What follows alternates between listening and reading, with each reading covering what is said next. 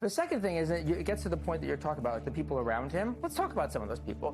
This week, J.D. Vance went on Joe Rogan's podcast and said that Spencer Pratt is the legitimate mayor of Los Angeles, that the election was stolen. So they may not want to carry water for Venezuela or China stealing the election or some kind of Italian satellites involved switching votes. I mean, this is not, maybe they don't want to carry water for those stories, but they are willing to push the idea that the election is being stolen. They're willing to push the predicate that something big is here and it requires increased action. And it's not just Vance, the people around that are in key positions, like Heather Honey, who's in DHS, who was an election denier, that now she's a government official. But my point of it is, these people don't need to storm the Capitol anymore. They were issued badges. They're part of the government. So the audiences are small, but the actors are significant. There are a lot of election deniers all across the Trump administration. Heather Honey is working. Yeah, Heather Honey is working on election integrity within the DHS. John Solomon, the former journalist who now works on the task force for the election, but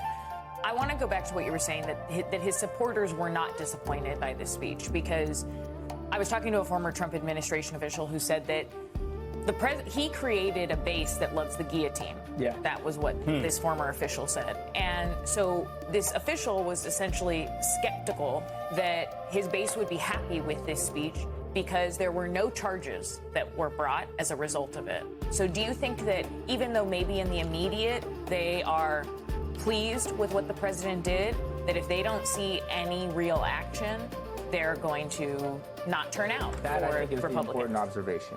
That third category, the impatient, that's the largest audience. They're done with this. They don't care about the details anymore. They're sold. You don't need to sell them. Now they want He's been saying it for 10 years. Right. They want charges. They want action. And it's worth keeping in mind that this is not taking place in a vacuum.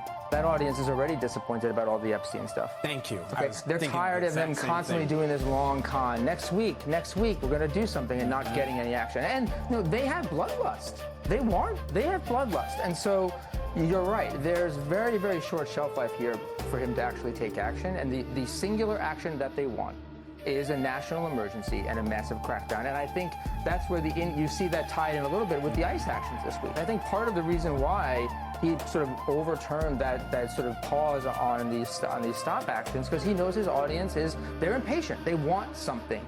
And even though they're not exactly together, they are a little bit connected. And so that is going to be the real determiner. It's either going to be a total flop and he's going to upset his audience even more, or it's going to be that impatience is going to actually lead to acceleration and increased activity. Are they going to get what they want, the impatient, do you think, in the end? I do. I think that they are going to go for a national emergency. I think all the pieces are there, all the players are there, and I think one of the things that came out of that Haberman book about Vance is I was struck by how many times Vance is the first one in the room to say, national emergency, insurrection act. The people, any of the speed bumps or the friction that would stop this is not.